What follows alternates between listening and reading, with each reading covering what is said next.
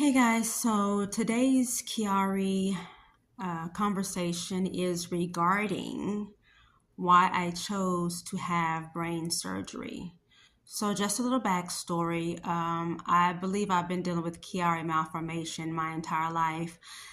Some of the things like headaches, nerve issues, and I've dealt with that growing up, in addition to other things. And a few years back, I had some issues with my left hand, trying to hold a towel in the shower.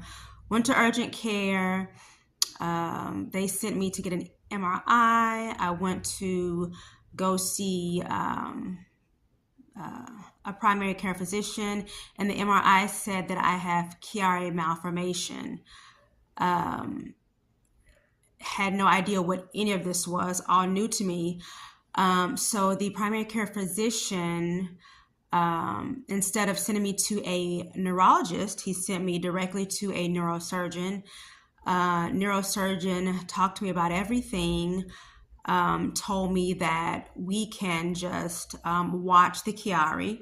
Even though I was having 1,000,001 symptoms, he said we can watch the Chiari, but the main issue that you're having is the fact that you have a syrinx, Syrinx. Hopefully I'm saying that right.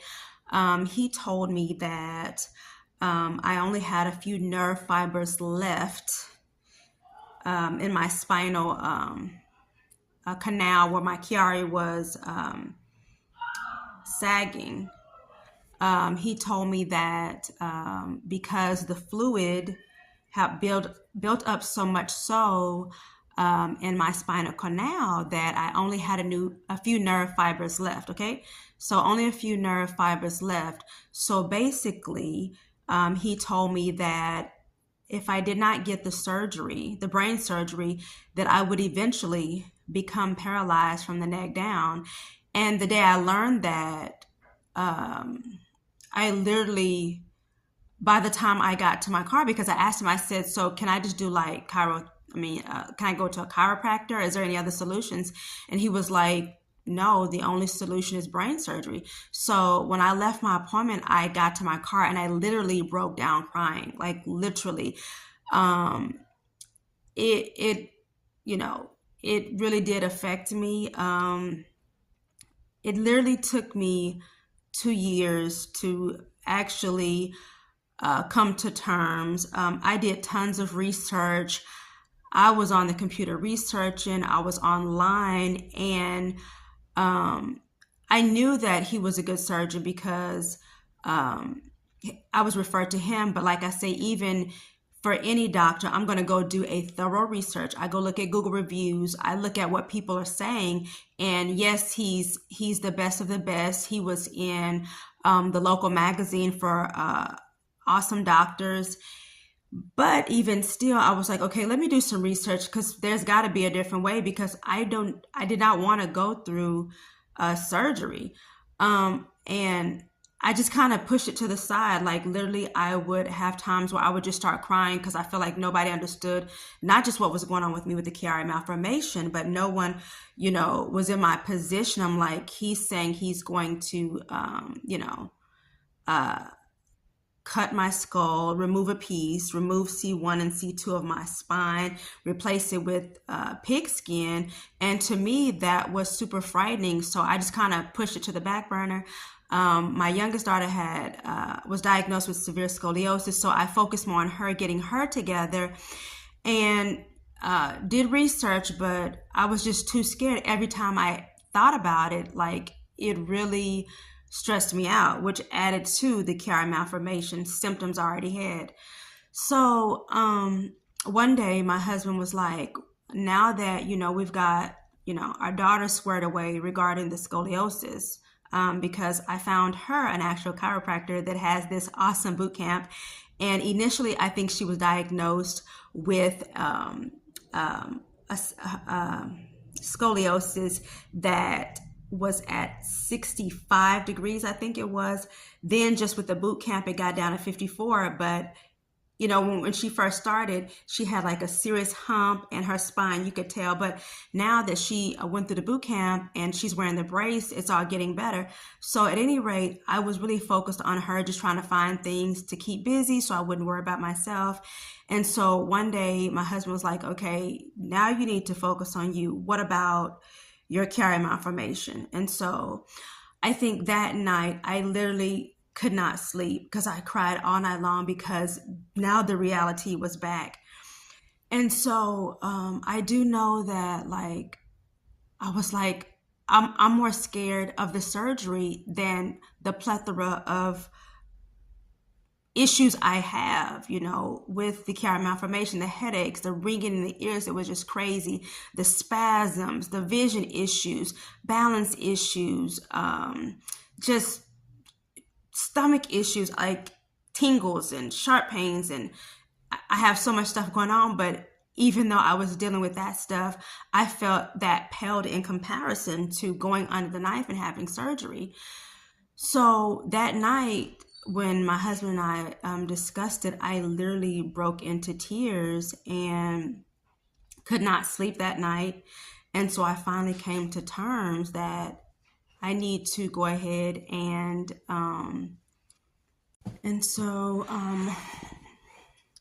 so once my husband and I had that conversation, I literally could not go to sleep. I cried through the night, and I realized I did have to come to terms with what was said. The neurosurgeon literally said, you don't have very many nerve fibers left. If you continue, then you will be wheelchair bound. And one thing I remember my daughter saying was, well, Mom, that wouldn't be fair.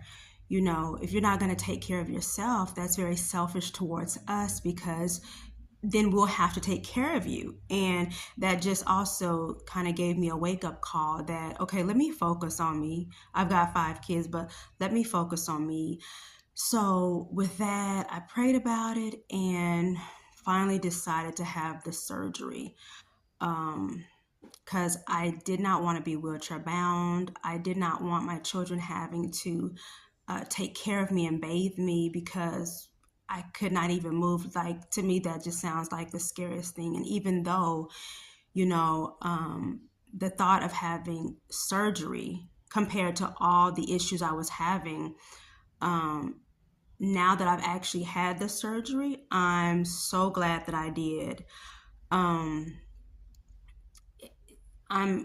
going on 6 months now, but I'm just glad that I went through with it, for the simple fact that I no longer have to worry and stress like, okay, when is the day going to come to where my limbs stop working, or, all of a sudden I can't walk anymore.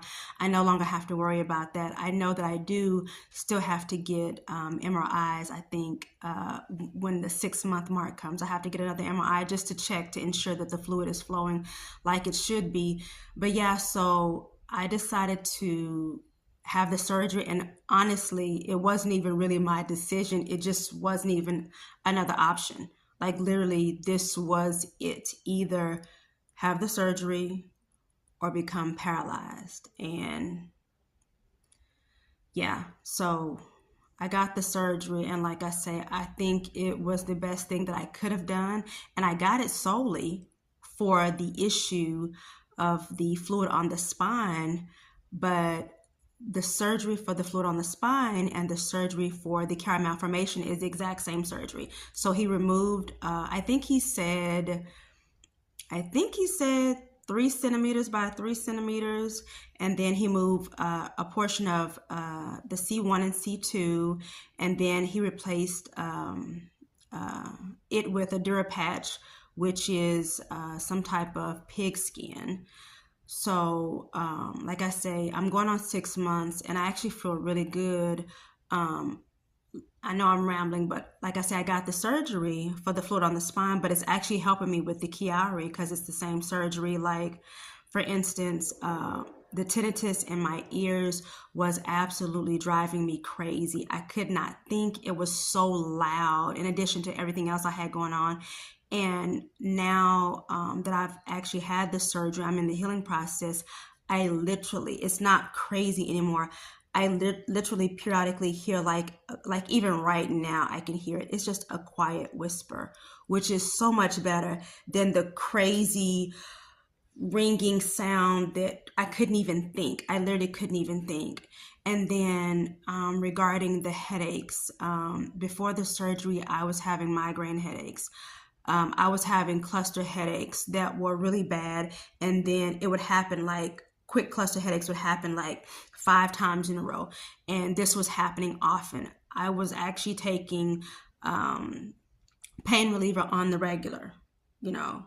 So since the surgery and now that I've healed from all the healing pains, I think maybe the other day I felt just a little bit of pain, but that might have been because sometimes I don't get enough sleep because I need to go to bed. But I have not had to deal with cluster headaches, migraines. It seems like those two, at least those two, have subsided.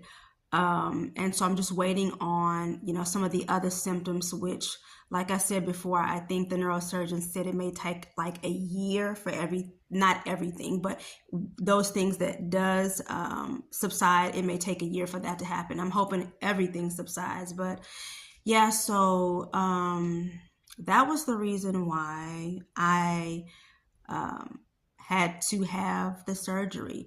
Honestly, if I had not have had the syrinx, I would not have had the surgery.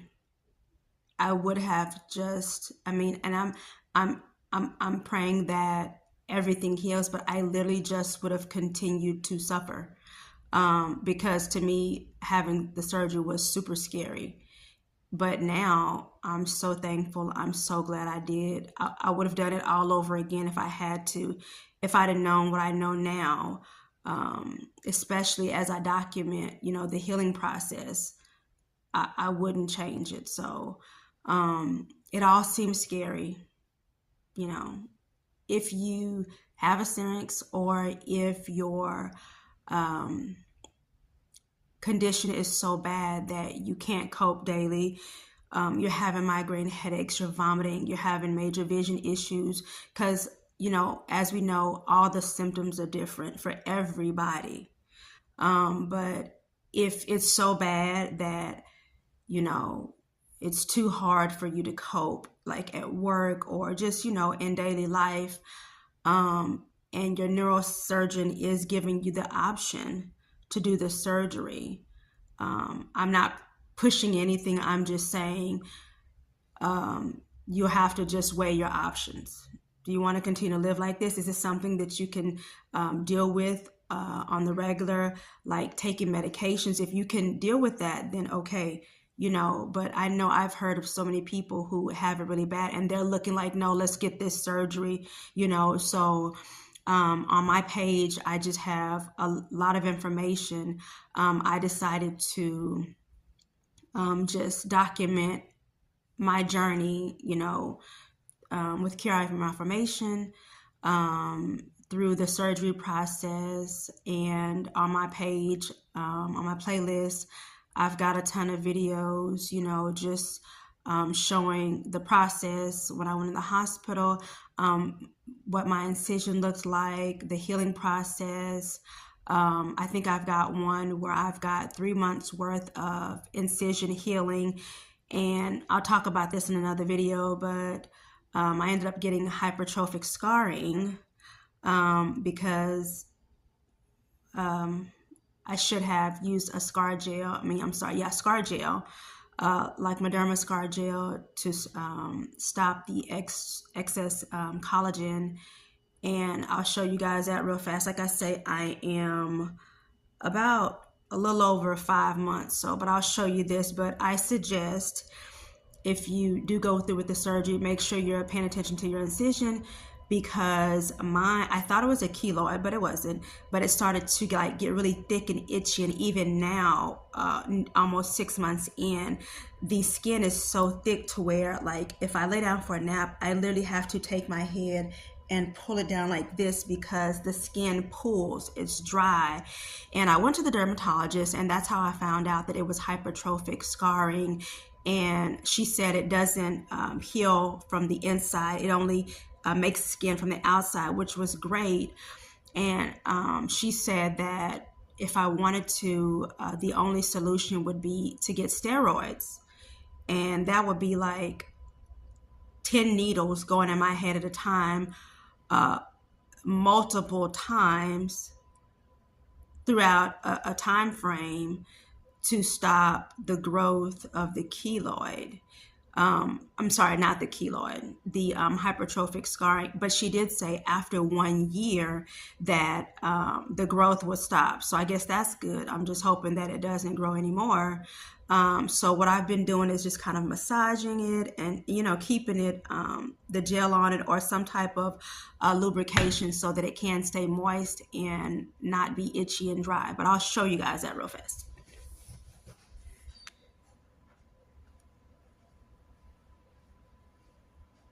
So here, the hypertrophic scarring, it's almost like a wave where it's thick and then there's nothing and then it's thick again and then all the way down to here. So it's super dry. And like I say, I always have to do like this to stretch it because it just is dry and it's something else you don't want to deal with. So I think I'm kind of wrapping this up. But yeah, so that's why I had to do the decompression surgery, and I'm glad I did. So I've got a few more videos coming up for you guys, explanations of things that I've been going through, tips for some of the symptoms. And yeah, so if you guys like this video, please like, share, and subscribe.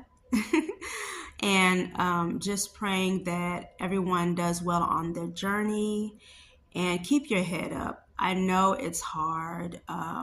Even though I've had the surgery, I still have the symptoms. So I'm still dealing with it just like you are. So keep your head up, pray, literally find things to do to make you happy. Don't consume yourself with worry.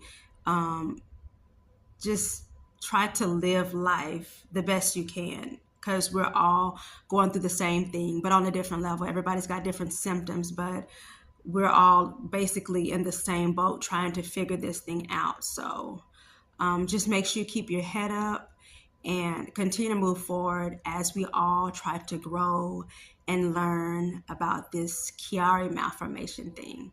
Thank you guys. Have a great night.